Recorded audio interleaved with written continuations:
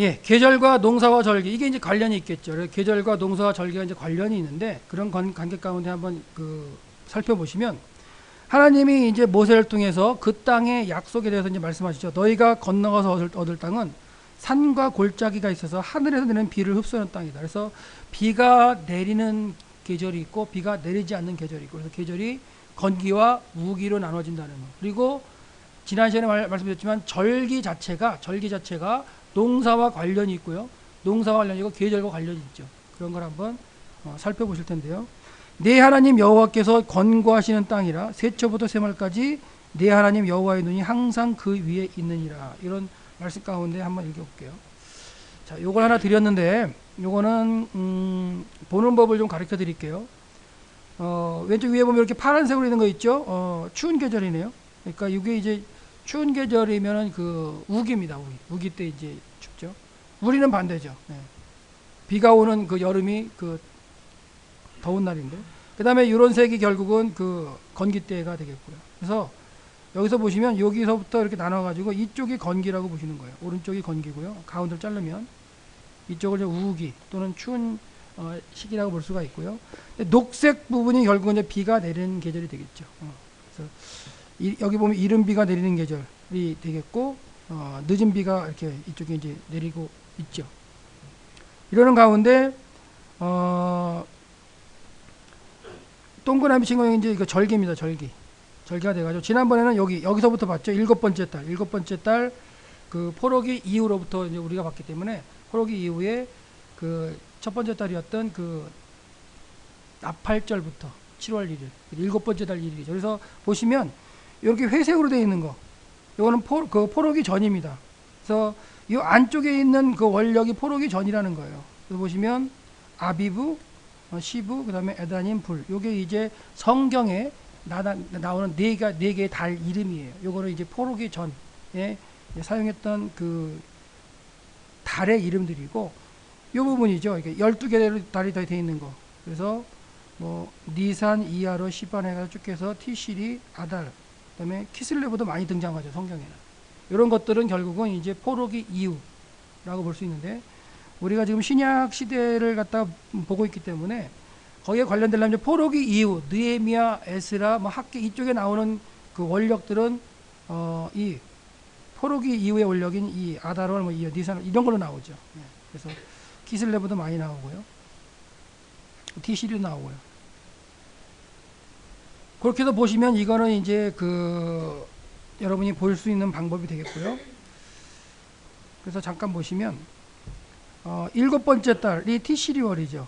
포로기 이후에는 티시리월인데, 그 다음에 이때 이른비가 오는데, 이 이른비를 갖다가 우리가 언제 오면 가장 이상적이라고 했냐면 명절 곧 큰 날, 초막절 마지막 날에 이제 오는 게 가장 예수님 당시 때 이상적으로 생각했다 그랬어요. 그래서 그렇게도 나올 수도 있겠죠. 뭐 예를 들어서 일곱 번째 달에 들지 않는 절기, 또는 일곱 번째 달에 드는 절기를 쓰시오. 이렇게 하면 뭐 고르시면 되잖아요. 어렵지 않잖아요. 그래서 7월 1일 날 나팔절, 7월 10일 날 대속죄일, 그 다음에 초막절이 이제 7월 15일부터 들어가죠. 그 다음에 마지막 날이 명절고 큰 날이라고 표현이 되면 되겠어요. 그리고 그때 이제 이른 비가 내리는 과정이라고 하면 되겠고, 이것과 연결되는 게 요한복음 뭐 7장, 8장, 9장까지라도 괜찮고요. 그 다음에 이제 쭉 해서 겨울비가 내리는데, 요게 이제 이른 비가 내리고 씨를 뿌리고 이제 파종하게 되죠. 그리고 있는 게 재밌는 게 뭐 있냐면, 절기 중에 여기 하나 있죠. 여기 뭐냐면 여기 키슬레브에 해당하거든요. 키슬레브는 이제 아홉 번째 달이죠. 아홉 번째 달에 이 그 25일이 뭐냐면 이제 그 수전절에 해당하는 때예요. 마카비가 그 성전을 보수하고 다시 했던 그것도 이제 9월이고요. 재미있는 게 성경에는요, 이 키슬레브 아홉 번째 달에 성전과 관련된 그 사건들이 있어요. 또 마카비는 성경에 안 나오지만 성전에 대해서 나오는 내용 중에 이제 그 키슬레브 9월 달에 이제 아홉 번째 달에 되는 내용이 있다는 거 한번 생각하시면 되겠고, 그 다음에 여기 불임절인데, 불임절은 그 안아드렸는데, 불임절은 그 에스랑 관련이 있죠. 불임절은 에스랑 관련이 있어가지고 그 하만의 계획을 갖다가 이제 무너뜨리고 유대인이 살아난 날, 그걸 갖다가 이제 기념하는 절기인데 불임절이 있어요. 12번째 달이죠. 그 12번째 달은 아달월이 걸고, 이 아달월에 뭐 하느냐면 성전에 내는 반세계를 거둘 때가 이제 아달월에 이제 걷어들이는 그런 게 이제 아달월에 진행이 되고요. 그 다음에는 이제 첫 번째 달 니산월이고요. 뭐 출애굽할 때로 본다면 아빕월이라고 나오죠. 그래서 14일째 저녁에 이제 6월절이 되겠고, 그 다음에 안식구 첫날 뭐 한다고요? 그 무교절 기간 중에 안식구 첫날 초실절. 무슨 얘기인지 아시죠? 그러니까 절기를 공부하세요. 이렇게 문제 나올 수 있어요. 무교절 기간 중에 안식구 첫날 오는 절기가 무엇이냐? 너무 쉽죠, 사실. 의미만 보면 아니까. 초실절로 딱 보시면 알겠으니까. 네. 그 다음에 그 초실절로부터 그 7주를 계산해 가지고 지키는 절기, 그게 이제 칠칠절이죠. 근데 그 중간에 하나가 절기가 또 하나 있네요. 요거는 뭐냐면 늦은 그 6월절이에요. 그러니까 6월절은 이스라엘 백성, 하나님의 백성 무조건 다 누구나 지켜야 할 절기예요. 근데 여행 중에 있거나 병 들어가지고 못 지키는 사람들이 있거든. 한 달 늦은 제 2월째 14일에 지키는 그게 두 번째 6월절이에요. 그러니까 그런 것까지 한다면 여러분이 이 표에서 보는 절기와 그 다음에 건기하고 그 우기에 대한 내용들, 그 다음에 더 깊게 보면 뭐 보리농사, 뭐 밀농사, 그 다음에 예를 들어서 뭐 과일농사, 이게 다 들어있긴 해요. 들어있는데 거기까지는 제가 진도를 안 나왔기 때문에 여기서 멈추도록 하고요. 예, 거의 비슷한 게 이제 좀 정리가 잘 돼서 나와 있죠. 예, 같은 걸로 보시면 되겠고요. 자, 그래서 이제 성경의 12월과 불월, 요거는 뭐냐면 포로기 전이죠. 포로되기 전이기 때문에 보시면 성전을 건축하는 게 그 솔로몬이 왕이 된 지 4년 15월, 그 둘째 달이라고 되어 있죠. 그러니까 둘째 달이고 15월이라는 거, 표현이 정확하게 되어 있고요. 이때 이제 성전을 짓기 시작해가지고 11째 되는 불월, 곧 8번째 달 이렇게 나오죠. 근데 성경을 읽다 보면 여러분들이 앞으로 보면 이제 몇 번째 달, 뭐 몇 번째 달 이렇게만 표현되는 게 있어요. 그리고 이렇게 두 개가 같이 등장하는 경우도 있고요. 그 다음에 몇 번째 달이라는 말이 없이 그냥 키슬레브, 그냥 월 이름이 등장하는 게 있어요. 그러니까 그런 걸 갖다 여러분들이 좀 주의 깊게 보시면 되는 게, 제가 한번 말씀드렸죠. 번역을 할 때, 뭐 이렇게 번역을 하거나 이렇게 할 때, 설교를 할 때라도 마찬가지인데, 우리나라에서 만약에 구정에 대한 무슨 얘기를 하는데 그 구정을 날짜로 말해가지고 예를 들어 2월 16일 이래버리면 의미가 있나요? 의미가 없어요. 그러니까 성경에서 성경을 기록하는 사람들이 그 원래 이름을 썼다 또는 몇 번이나 썼다는 것은 큰 의미를 가졌다고 보시면 돼요, 사실. 그러니까 그게 절기와 관련된다면 절기를 생각하면서 지내는 그들의 기본적인 종교적인 시스템 자체가 원력과 절기와 같이 가기 때문에 그런 거 장치를 집어넣었다고 보시면 된다는 거예요. 그래서 앞으로는 이 달의 이름도 여러분이 좀 유념해서 보시면 좀 이렇게 설교를 풍성하게 이제 아마 준비하실 수 있을 것 같아요. 여기 보면 이렇게도 있죠. 왕상 8장 2절에 보면 이스라엘 모든 사람이 다 에다님 월 7번째 달 이렇게 나오죠. 그 다음에 이제 요거 왕상 12장 32절에 보면 요거는 뭐냐면 8번째 달을 절기를 만들어 버려요. 8번째 달 15일, 그러니까 8번째 달 15일 날 절기를 만드는데, 이 절기가 원래 7번째 달 15일 날 지키는 초막절 절기를 8월 15일로 한 달 늦춰버린 거예요. 누가 그랬어요? 여로보암이. 그렇죠. 절기를 아예 늦춰버렸죠. 이러면서 예루살렘으로 못 내려가게 만드는 그런 것들도, 그러니까 결국 이 여로보암도 상당히 그 성전 공동체와 절기 지키는 거에 민감했어요, 사실. 그래서 어떻게 보면 종교개혁이죠.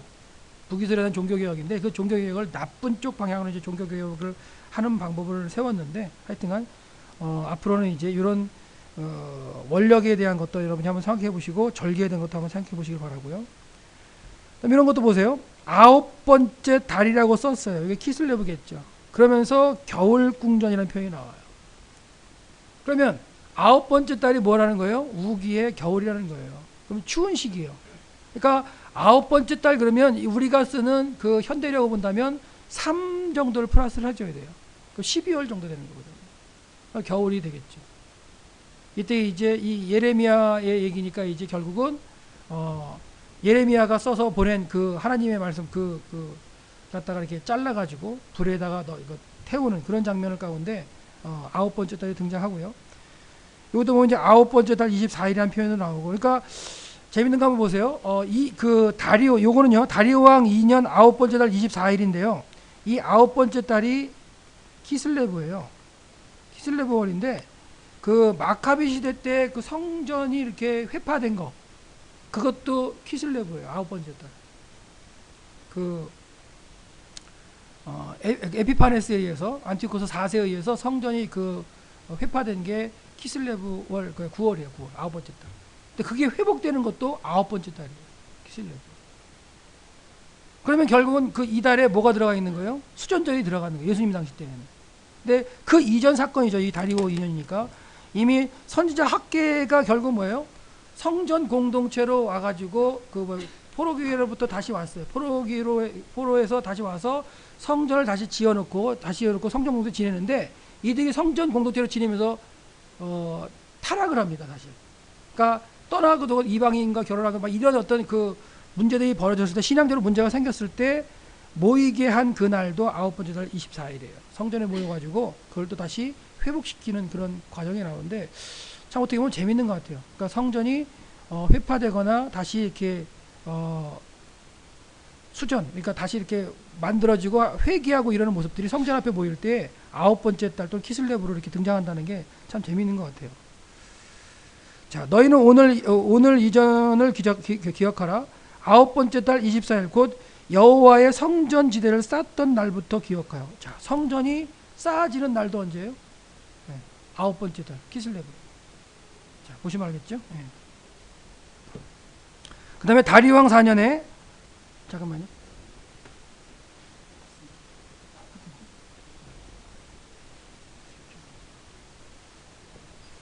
죄송합니다.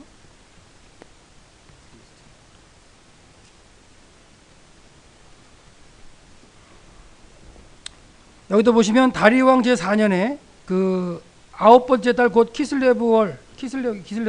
키슬레브월 4일에 여호와의 말씀 스가랴에게 임하니. 결국은 이게 이제 포로기 이후에 성전 공동체에 등장하는 게 이렇게 아홉 번째 달에 많이 등장하는데 재밌잖아요. 네, 그죠? 재미없나요? 그러니까 이런 걸 관심이 없이 봐도 그냥 그 관심이 없는 건데, 나중에 여러분 논문 쓸 때 한번 보세요. 이렇게 이거 연결해서 한번 논문 써도 괜찮을걸요? 이걸 받아줄지 안 받아줄지 모르겠지만 교수님들이, 예. 그러니까 주로 이제 우리 언어로 이제 써야 되잖아요. 사실은 이제 주제를 쓰기도 힘든 상황인데, 하여튼간 봤을 때 그 기본적으로 우리가 쓰는 원력 체계가 틀리기 때문에 이런 거에 관심이 없어요. 근데 성경을 보던 유대인이나 그 당시의 사람들은 딱 하면 그냥 나오는 거예요. 그러니까 예수님 당시 때 수전절 그러면 그 이전에서 히스토리가 쫙 쌓여가지고 수전절로 등장할 수 있는 거예요. 안 그런가요? 예수님한테 수전절에 올라간다는 마음대로 한번 생각해 보세요. 그 수전절에 올라갈 때에 성전이 회파된 거는 다른 때 회파됐지만, 그걸 다시 성전절 쌓고 할 때 그게 그 시기예요. 수전절 그 시기. 아홉 번째 달 키슬레브. 짱 연결. 그 다음에 성경이 등장하지 않지만 마카비 때 다시 했던 것도 그 당시고. 그러니까 이런 것들이 여러분들이 한번 보고서 이런 방법으로도 성경을 이렇게 연구할 수가 있다는 거 한번 생각해 보시면, 하나님은 그 계획이 있으신 것 같아요, 분명히. 그래서 아홉 번째 달이라는 게 이렇게 많이 나오는데, 그 다음에 보세요. 이것도 이제 그 에스라를 통해서 회개하는 장면이에요. 이게 보시면 이게 이제 성전을 제2성전을 지어놓고서 성전 공동체로 살아가는데 이들이 타락을 해요. 이제 뭐 하나님 앞에 번제하고, 그래서 결국은 그들을 모아가지고 책망하고 하나님 앞으로 모으는 것도 아홉 번째 달 20일이에요. 그래서 이때에 모일 때 뭘 걱정하냐면, 이때가 큰 비가 내릴 때라는 얘기를 합니다. 겨울의 중간이기 때문에. 그래서 큰 비가 내리는 때니 이런 표현을 쓰는데, 결국은 하나님께서 이른 비와 큰 비와 늦은 비를 갖다 주시면서 그들의 어떤 농사에 관련된 것을 통해서 먹고 사는 문제를 해결해 주셨는데, 그런 것들 가운데 이제 성전의 그 공동체의 절기와 연결해 보면 연결이 된다는 거. 예, 그래서 결국 이른 비와 늦은 비를 한번 보시면 이스라엘 자손이 각자 성읍에 살았던 일곱 번째 달에 이제 그 모여요. 그럼 이 일곱 번째 달이면 뭐가 들어 있어요? 절기가 예, 나팔절도 있고요, 예, 대속절도 있고, 예, 초막절도 있겠죠. 중심은 뭐 때문에 모이는 거예요? 초막절 때문에 모이죠. 이거는 무조건 하나님 앞에서 얼굴 보여야 되니까, 그죠? 근데 좀 더 열심히 있는 사람은 언제부터 올까요?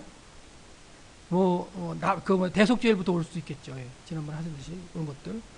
그다음에 일곱 번째 달 초하루부터 비로소 여호와께 번제를 드렸다. 이런 표현들이, 그럼 일곱 번째 달 초하루면 뭐예요? 나팔절이 되는 거예요. 나팔절.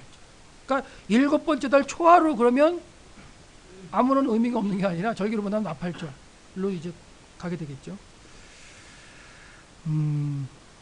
그다음에 예루살렘에 있는 하나님의 성전이 이런 지 2년 둘째 달 이렇게 돼요.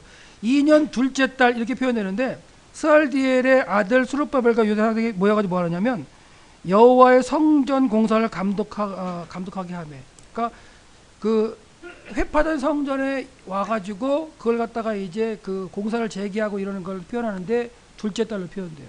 근데 솔로몬 성전이 시작하는 게 언제예요? 둘째 달이에요. 이게 그 참 우연이냐 아니냐는 모르겠는데 하여튼간 재밌어요, 사실. 그러니까 시작되는 관점에서 보면 다른 게 아니죠, 사실. 예. 그래서 여러분들이 기본적으로 이제 몇 개의 달은 좀 외워주시는 게 좋을 것 같아요. 둘째 달, 일곱 번째 달, 첫째 달, 뭐 아홉 번째 달, 요 정도만은 외우셔야 해도 될 것 같아요. 외우셨나요? 첫 번째 달, 뭐 니산월이나 아비벌, 그렇죠? 둘째 달 까먹으셨어요? 예? 12월 이렇게 있고요. 그 다음에 일곱 번째 달 티시리월, 예. 아홉 번째 달 키슬레브, 이 정도만 하셔도 성경에 그게 이제 주로 나오는 그 원력이기 때문에 다른 것들은 많이 등장하지 않아요. 예. 그 많이 등장하는 걸 여러분이 좀 이렇게 익숙해지시기 위해서 한번 말씀을 드렸고요. 그 다음에 이제 하나님께서 이른 비와 늦은 비를 주시면서 그들을 살아가게 하시는데, 그 이른 비가 내리는 때가 언제라고, 절기적으로 언제라고요? 예, 초막절로 보시면 되고, 늦은 비가 이제 결국 내리는 절기는 6월절 근방에, 그 근방에 이제 늦은 비가 내리게 되고요. 그 다음에 그게 끝나고 나서는 이제 추수가 들어가면서는 완전히 건기로 들어간다고 생각하시면 돼요. 그래서 이름을 한번 보여드리면 아비브, 시브월, 에다님, 부월 이렇게 표현되죠. 그래서 솔로몬이 12월에 그 4년 12월에 성전을 짓기 시작해가지고 11년 불월에 마쳤다는 표현이 나와요. 그래서 시작되는 건 두 번째 달인 그 12월에 시작하는 게 되겠고요. 그 다음에 키슬레브가 이제 많이 나왔죠. 아홉 번째 달이 키슬레브였는데, 이때는 이제 성전을 이렇게 그 수전이라고 그러나요? 이렇게 다시 회복하고, 그다음에 앞에 나와서 회개하고 하는 그런 모습으로서 이제 등장한다는 거. 하나님이 주신 7가지 과일입니다. 그래서 밀과 보리는 이제 우기 때 주어지는 거죠. 그러니까 초막절 때 내리는 비를 통해서, 그 다음에 씨앗이 뿌려지게 되고 큰 비를 통해서 이제 자라게 되고, 마지막 이제 열매를 맺는 그런 가운데 늦은 비를 주셔서 열매를 쫙 맺게 하시고, 그 다음에 햇빛이 쨍쨍하게 해주셔서 영글게 하시고, 그런 건데 추수해가지고 탈곡을 하려면 해가 강해야 되잖아요. 강한 가운데 쫙 마르게 하셔야 되는데, 그게 이제 건기로 넘어가요. 그래서 밀과 보리는 겨울 비를 통해서 하나님이 주신 먹거리가 되겠죠. 이제 그게 되고요. 포도, 무화과, 석류, 감람, 대추, 요거는 결국 이제 뭐라 그랬어요? 이슬로 재배를 하는 거라 그랬어요. 이슬로. 그래서 그렇게 볼 때 하나님께서 주신 비와 이슬, 비와 이슬은 적절하게 그들이 먹고 사는데 문제를 갖다 해결해 주는 모습이 되죠. 그래서 밀과 보리, 자 강조하고 있죠. 지금 밀과 보리라는 음식은 이제 겨울철 우기 때 주는 그 음식이 되겠고요. 비를 통해서, 그 다음에 포도, 무화과, 그러니까 결국은 곡식과 열매를 보시면 돼요. 곡식과 나무 열매 딱 나누시면, 곡식은 겨울비를 통해서, 이른 비, 큰 비, 늦은 비를 통해서, 그 다음에 이쪽에 있는 그 과일들은 뭐예요? 이슬을 통해서 이제 하나님께서 키우게 되는 거. 건기 동안. 그래서 건기 동안에 해가 내리쬐는 가운데 이슬을 통해 그 자라기 때문에 이 과일들이 엄청 달다는 거예요. 여러분 그 우리나라 장마 때 비가 많이 내려온 가운데 포도나 이런 거 과일이 맛있나요? 수박? 전혀 맛없죠. 물이 많아가지고. 근데 물이 없이 이슬로 자라면서 그 햇빛을 받아가지고 광합성 하는 가운데 이런 과일들은 엄청나게 달아요. 진짜 그런 모습들도 우리가 이제 생각할 수가 있겠고요. 밀 모습이고요. 석류도 재밌는 게 이게 앞에서 보면 이게 지금 석류를 자르면 이런 식으로 되죠. 육각형으로 이게 다윗별인데요. 석류를 딱 자른 모습을 제가 보여드렸으면 좋았을 텐데. 이거 이제 올리브 감람나무가 되겠고요. 예, 포도 모습이고요. 예, 포도입니다. 종려나무, 이제 꿀, 대추여자. 학자들은 이 꿀이라고 표현되는데 이걸 종려나무로 보긴 해요.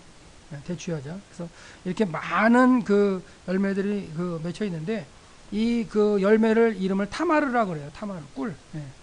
그러니까 다말의 의미 있는 타마르라고 하는데 꿀의 의미를 가졌죠.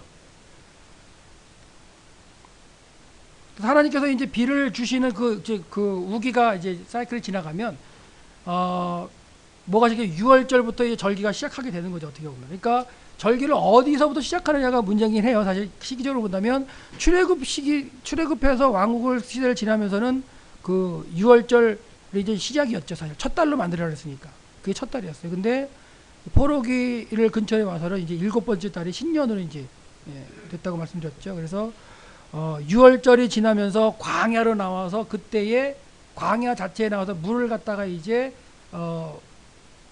물로 인해서 많은 사람들이 그 시험을 당하잖아요.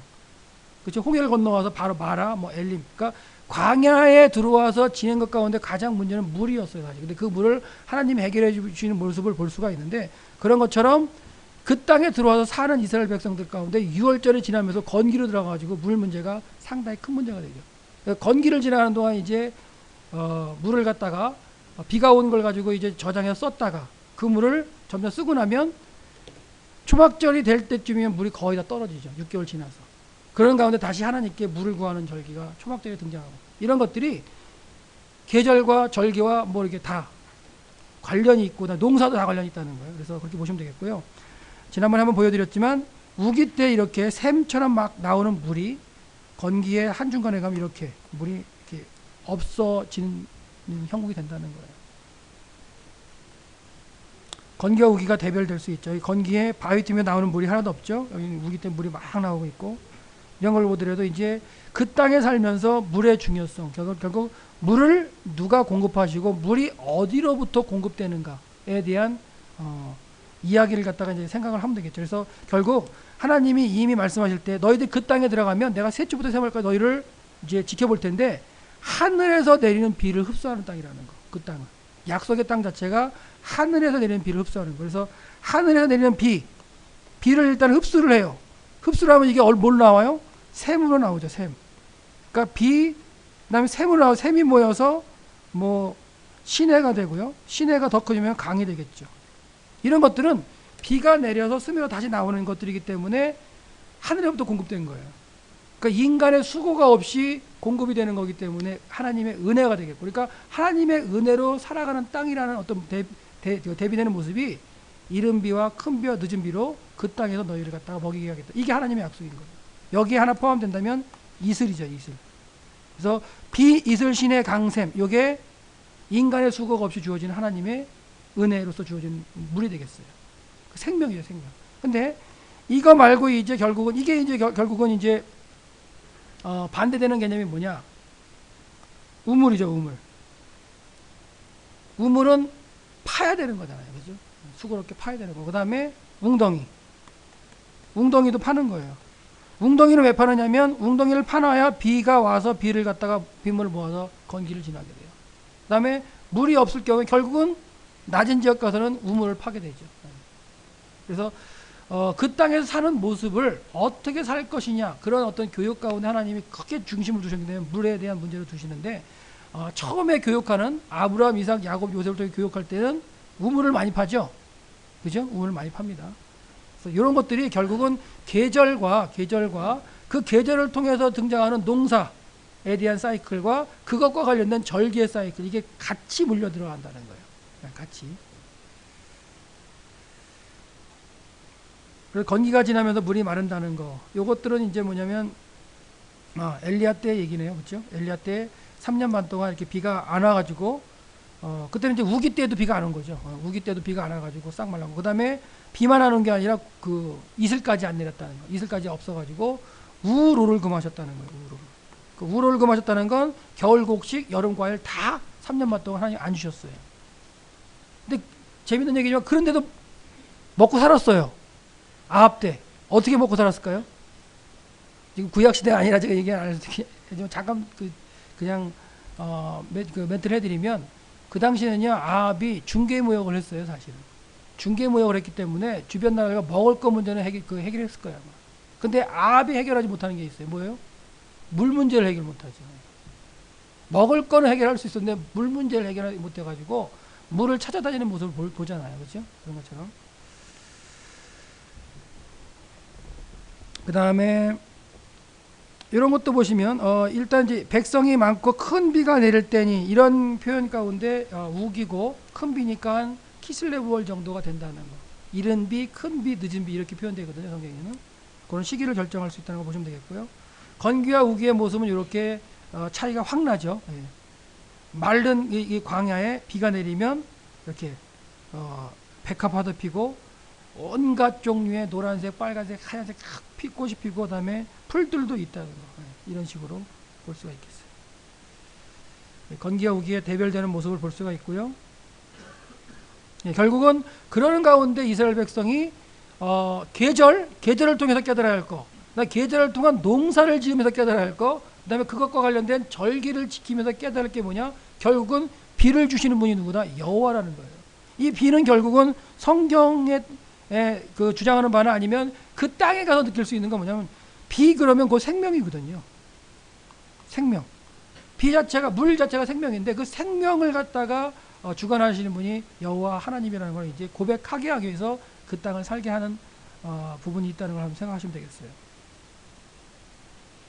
그래서 예레미야 5장 24절 요 말씀을 보면요. 요거는 이제 하나님께 이미 정하셨죠. 바벨론으로 가라 정하는데 그걸 이제 반대해 가지고 이스라엘 백성이 계속 하나님께 반역을 할 때에 예레미야가 외치는 말인데요. 보세요. 또 너희 마음으로 우리에게 이른 비와 늦은 비를 때를 따라 주시며 우리를 위하여 추수의 기한을 정하시는, 그러니까 늦은 비도 주시고 이른 비도 주시고 추수할 기간도 정해 주신 그 하나님, 여호와 하나님이 계시는데 그 여호와 하나님을 경외하지 말자고 한다는 거예요.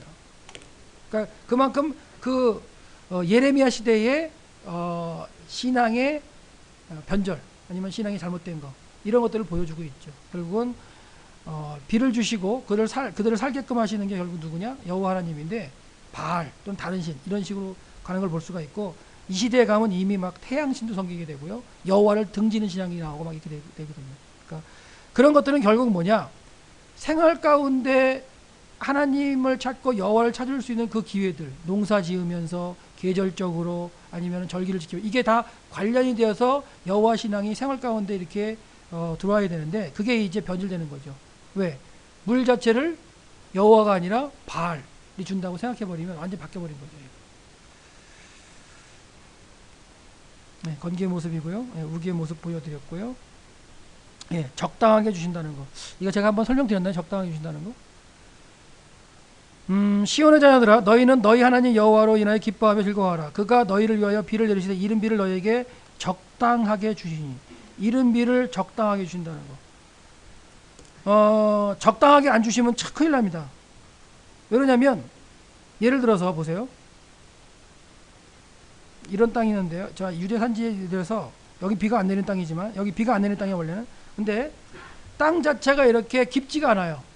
그런 건데 비를 갖다가 막 주시면 어떻게 될까요? 다 쓸려 내려가겠죠. 예. 그러니까 적당하게 주셔가지고 풀이나 이런 것도 자라게 한 다음에 쓸려 내려가지 않게 하는 그것도 하나님의 은혜인 것 같아요. 그때 맞게 적절하게 주는 그런 것도 있겠고 그다음에 시기에 맞게 적절하게 주는 거. 자, 여러분 뒤에 가면 동풍이 한번 나올 텐데 동풍 얘기가 나오는데요. 동풍은 성경에 재앙으로 등장해요. 재앙으로. 그러니까 그 성경의 땅에 1년에 한 번 50일씩 그 때를 따라서 부는 게 동풍이에요. 근데 그 동풍이 재앙만은 아닙니다. 그 동풍이 제때에 불어줘야 보리나 밀 이삭이 연글게 되고요. 잘 연글게 되고, 또한 꽃이 필 수가 있어요. 나무들에. 근데 동풍이 불어가지고 꽃이 피고 그렇게 연글해야 할 시기에 비가 온다든가. 그렇죠? 비가 와야 하는 시기에 동풍이 막 먼저 불어가지고 연글지도 않은데 막 동풍이 불어서 다 말라버린다든가. 이러버리면 이제 농사가 망치죠. 그러니까 그 시기적절하게 주신다는 그 표현이 엄청나게 의미가 있는 거죠. 의미가 있고, 그런 삶 가운데를 경험을 하는 거죠. 적당하게, 자, 비가 내리는 시기하고 이 그 바람이 부는 시기가 살짝 겹치면서 이렇게 넘어가야 꽃도 피고 연글기도 하고, 이런 것들이 이제 보일 수 있다는 거예요. 유대광의 그 양들이 이제 먹는 모습이고요. 예, 우기의 모습입니다. 풀들 보시면 되겠고요. 건기의 모습이고요. 예. 이런 걸 몇 번 보여드렸고, 자, 그 다음에 이제 지형 자체를 본다면, 여기가 갈릴리 바다고요. 요단강이 이렇게 흘러가고 여매가 이렇게 있을 텐데, 이 부분을 갖다가 이제 약속의 땅이라고 보겠죠. 보는데 결국은 북반구 중위도 지역이기 때문에 편서풍에서 이렇게 바람이 불어가죠. 그러니까 지중해에서, 성경에 나온 대해에서 수증기를 가진 수증기를 가진 구름들이 쫙 모이면 이게 이제 결국 모여서 이쪽 방에 이렇게 흘러가겠죠. 이렇게. 그러니까 서에서 동으로 가다가 이 중앙 산지를 만나서 이쪽은 비가 와요. 비가 내려서 결국은 비가 오는 모습이고요. 중앙 산지를 기준으로 이쪽은 비가 안 와서 유대 광야 모습을 보이는 거예요. 그런 것들이 결국은 서쪽에서 동쪽으로 흘러가는, 이런 것도 기본적으로 가지고 계시면 좋아요. 그래서 엘리야가 기도할 때 보내는 게 서쪽으로 보내죠. 가서 구름을 보라는 거. 이런 것들이 이제 있겠고요.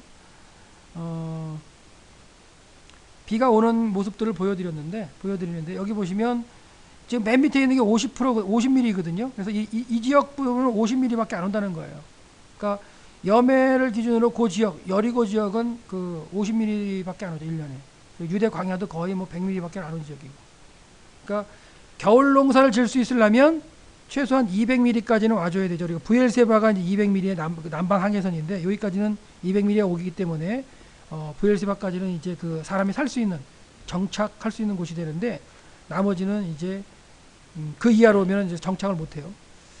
그런 걸 이제 여러분이 한번 보시고 생각하시고요. 예, 이 지역이 비가 안 온다는 걸 지금 잠깐 한번 보시면 되겠어요. 비가 많이 안 오죠. 100mm밖에 안 오죠, 지금. 여러분은 요걸 안 하셨기 때문에 제가 보여드리는 건데요. 뭐냐면,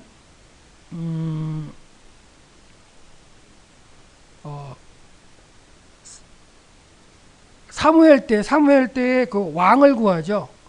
왕을 구해가지고, 사무엘 때에서 왕이 구한 게 잘못됐다는 걸 그 하나님께서 이제 그 보여주실 때 사무엘이 그 구하죠. 뭐라 그러냐면, 오늘은 밀 베는 때가 아니냐, 이런 표현을 써요. 오늘은 밀 베는 때다. 여러분 이제 다 이제 공부하셨어요. 밀 베는 때가 언제예요? 건기로 들어와서 한 2달 정도 후에란 말이에요. 그렇죠? 초실절부터 이제 비가 안 오기 시작해가지고 49일이니까. 그렇죠? 밀 베는 때가 아니냐. 그러니까 건기 한 복판에 들어가서 그때 구하는 게 뭐예요? 우레를 구해요. 비와 우레를 구해요. 하나님, 비도 주시고 천둥도 치게 하셔가지고 이 백성들이 왕을 구한 게 잘못된 것을 보여주세요. 이렇게 기도하는 게 사무엘이에요. 근데 하나님이 보내주세요. 그걸 경험한 이스라엘 백성들이 어떻게 해요? 뒤집어지죠. 하나님, 우리 살려주세요. 사무엘 당신이 하나님께 기도해서 우리를 죽지 않게 해달라고 막, 우리가 잘못했다, 왕을 구한 거. 그렇게 하나님께 호소하는데, 거기에 단서도 밀베는 때는 단서가 들어가죠. 그러니까 그게 절기나 아니면은 그 계절이나 이런 감각이 있으면 그걸 볼 수가 있다는 거예요. 그러니까 진짜 그 당시에 왕을 구했던 게 얼마나 잘못됐던가를 갖다가 도저히 일어날 수 없는 기상현상을 통해서 보여주시는 거. 그런 게 있고요. 또 한 가지는 보세요. 여리고 옆에 이제 길갈협에서 그 일어난 그 사건인데요. 여기 보시면 이렇게 산등성일 기준으로 해가지고 이쪽은 습기를 가진 바람이 비를 갖다 뿌린다고 지금 지도에도 나오죠. 근데 요 정상, 여기 정상인데, 정상을 넘으면 이쪽 부분은 비가 안 오는 지역이에요. 와도 1년에 50mm 정도밖에 안 온다고요. 그리고 이 여리고 길갈 지역은 우레를 동반한 비가 올 수가 있는 지역이 아니에요. 지리적으로도. 그러니까 지리적으로도 절대 일어나지 못할 일이 길갈에서 벌어지고 있고요. 시기적으로 계절적으로 절대 일어나지 못할 일을 하나님이 사무엘에 구하는 그 구하심을 통해서 하나님 보여주세요. 그만큼 왕을 잘못 구했다는 그런 표현들을 볼 수가 있겠죠. 그러니까 이런 부분들이 분명히 계절적인 걸 갖다가 이제 느낄 수 있는 그런 부분이라고 볼 수 있겠어요.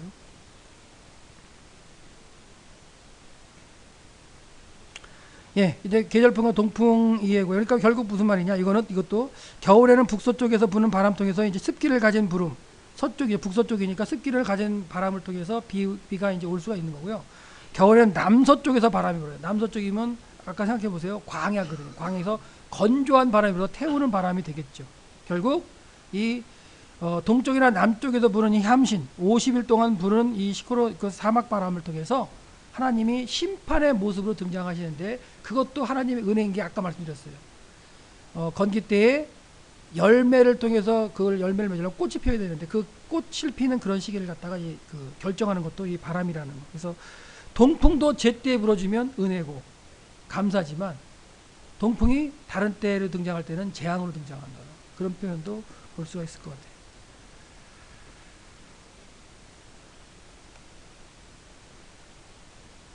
예, 눈도 오네요. 예, 눈 올 때 함정에 내려가서 사자를 죽였다 이런 표현도 나와요. 이건 나중에 구약 파트 시간에 제가 말씀드릴게요. 그래서 물은 아까 말씀드렸듯이 물은 하나님께서 주신다는 게 이제 결론에 등장하는 거죠. 그래서 물 자체가 절기를 결정하는 거예요. 어떻게 보면 절기 계절 결정하는 게 물인데 그래서 충성된 사자는 그를 보시는에게 마치 추선한 얼음 냉사 같다는 표현들 하고요.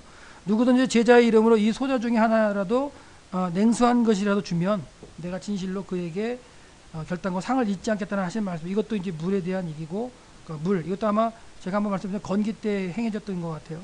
물 자체로 해서 물 한 잔 권하는 그 자체가 생명을 나눠주는 그런 느낌으로 여러분들이 한번 보셔야 될 것 같고요. 그리고 아까 정리하면 이렇죠. 물은 비 이슬 신의 강샘은 하나님의 은혜로 주어지는 값없이 주어지는 은혜고요. 우물과 웅덩이는 수고로에 주어진다는 거. 그래서 이스라엘 백성들의 전통적인 마을을 보면 이렇게 생겼고요. 집 안에 보면 이렇게 웅덩이를 파놨다고 그래요. 파놨는데 이 밑에 이렇게 웅덩이를 이러면 그럼 이제 파놓는 거예요. 그래서 비가 내리면 이 웅덩이로 들어가게끔 만들어서 그 웅덩이에 있는 그 빗물을 가지고 건기 동안에 이제 써가게 되는 거죠. 그리고 이제 건기가 다 지나면서 이 물을 갖다 다 써버리면 이제 물이 없는 웅덩이가 되겠고요. 예, 이런 웅덩이 모습입니다. 마당에 있어가지고 물을 갖다 집어넣는 엄청나게 큰 웅덩이에요. 크기가. 근데 이게 지진으로 막 갈라져 버렸어요. 제가 이거 보고 느낀 게 뭐냐? 예레미야가 이런 얘기를 하죠. 자꾸 또 구약 얘기 나오지만 너희들이 잘못한 게 두 가지 있는데 신을 버리고 하나님 여호와를 버리고 젖죽지 못할 터질 웅덩이를 갖다 가졌다 그러잖아요. 그러니까 웅덩이를 파서 사는 게 당연해요. 거기 살려면. 근데 그 웅덩이를 파긴 팠는데 너희들이 팠는데 젖죽지 못할 터진 웅덩이래요. 무슨 말이냐면 이렇게 웅덩이를 만들었는데 하나님이 살짝 땅을 흔들어 주시면 원래 이스라엘의 지진 때니까 딱 흔들어 주시면 이게 금이 갑니다. 금이 가면 글로 물이 새요. 결국 예레미야를 통해서 하나님이 말씀하시는 건 뭐냐면 너희들이 날 따라 다른 신 섬겨 또 한 가지 잘못한 건 뭐야? 물을 젖죽지 못할 터진 웅덩이를 가졌다는 그런 표현을 써요. 근데 이 웅덩이를 갖다가 파는 기술 또 벽을 갖다 이렇게 잘 이렇게 발라가지고 물이 새지 않게 만드는 기술이 발달하면서 웅덩이를 많이 파가지고 하나님을 멀리할 수도 있겠죠. 왜? 물을 많이 저장해 두면 뭐예요? 예, 건기를 잘 지나갈 수 있으니까 초막절 때 가가지고 물 안 걸려도 되잖아요. 사실. 그러니까 그런 것들이 어떻게 보면 기술력의 발달에 의해서 하나님을 또 멀리하는 그런 과정이 될 수도 있는 그런 것들이 나타나는데 결국은 하나님께서는 생활 가운데의 어떤 그 모습으로서 그래서 그 당시에 성경이 기록된 당시의 그 사회와 문화와 이렇게 그런 배경들을 보면은 결국 성경은 생활 가운데 주어지고 기록된 거기 때문에 그런 배경을 좀 연구해 보면 성경을 좀 더 잘 이해할 수 있다는 걸 갖다가 이제 한 학기 동안 여러분과 나눈 거예요. 그래서 이런 형태를 보시면